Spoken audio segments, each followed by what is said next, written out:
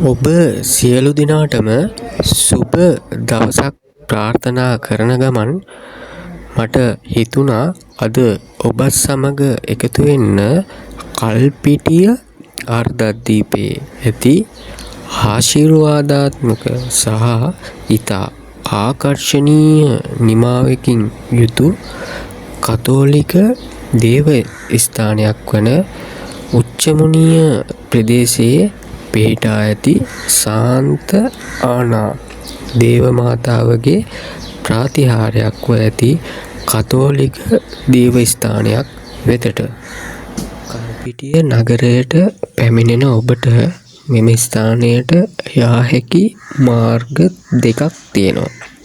ඉතින් එකක් තමයි ගොඩබිමෙන් මෙම ගමන ඔබට යා හැකි. ඉතින් එසේ යනවා නම් කිලෝමීටර් 20ක පමණ දුරක් යාමට තිබෙනවා. යන්න තියෙන්නේ වැලි සහිත මාර්ගයක් ඔස්සේ. ඉතින් අනිවාර්යයෙන්ම එම මාර්ගයේ ගමන් කරනවා නම් අපිට පෝවිල් රථයක් අවශ්‍ය වෙනවා. එසේ ගමන් කිරීමට නොහැකි අයට පුළුවන් කල්පිටිය කලපුව හරහා මෙම දේවස්ථානයට ළඟාවන්න. ඉතින් කල්පිටියේ සිට බෝට්ටු සේවා ක්‍රියාත්මක කරලා තියෙනවා. ඉතින් කල්පිටිය දීවර වරාය අභියස සිට මෙම සේවය ඔබට ලබා ගැනීමට හැකියාවක් තියෙනවා. මෙම බෝට්ටු සේවය සඳහා දැනට සමාජිකයන් 6 දෙනෙක් ගමන් කිරීමේ හැකියාවක් තියෙනවා. නෝටිකල් මයිල් 7ක් පමණ දුරක් ගමන් කරන්න තියෙනවා. දැනට පවතින මිල ගණන් අනුව රුපියල් 12000ක් 15000ක් අතර මුදලක් මෙම ගමන් වාරයකට ඔවුන් අය කරනු ලබනවා. මෙහිදී කඩොලාන ශාකවලින් පිරුණු කුඩා දූපත් සමූහයක් මධ්‍යයේ ඉතා සුන්දර වෙරළ තීරයක් ඔස්සේ තමයි ඔබට මෙම ගමන් කිරීමේ හැකියාවක් තියෙන්නේ. ඒ ගමන් කරන අතරමැද ඔබට දැකගත හැකි තවත් සුන්දර ස්වාභාවික ස්ථානයක් තමයි කීරමුන්දල්ම කියන මෙන්න මේ ප්‍රදේශය. ඉතින් මේ විශේෂත්වය තමයි අපි කල්පිටියේ සිට පැමිණි කලපු ප්‍රදේශයත් සහ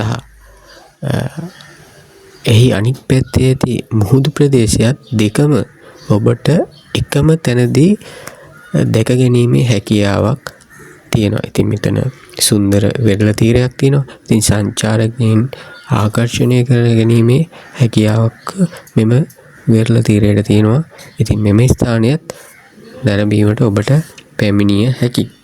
අපි නැවතත් උච්චමුනිය බලා පිටත් වුණේ කල්පිටිය කලපුව හරහාම තමයි.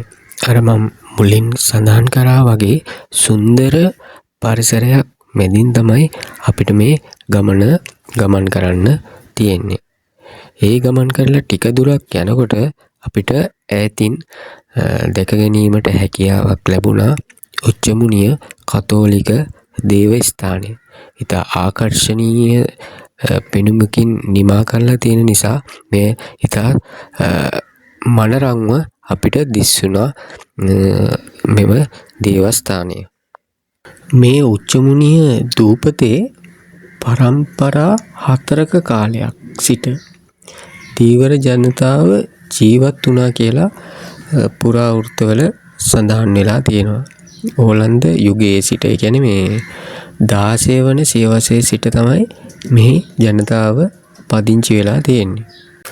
මෙන්න මේ මනරම් දේවස්ථානය ඉදි කරලා තියෙන්නේ ඉන්දියාවේ ප්‍රසිද්ධ වේලන්කන්නි බැසිලිකාව කියන දේවස්ථානයට සමාන ගෘහ නිර්මාණ ශිල්පයකින් යුතුවයි. ඒ වගේම මේ දේවස්ථානයේ වාර්ෂික මංගල්‍යය සෑම වසරකම ඔක්තෝබර් මාසයේ දෙවන සතියේ පවත්වනවා. ඉතින් ඔබටත් එයට සහභාගී වීමේ හැකියාවක් තිබෙනවා අර මම කියපු පෙර සඳහන් කරපු මාර්ග දෙක ඔස්සේ.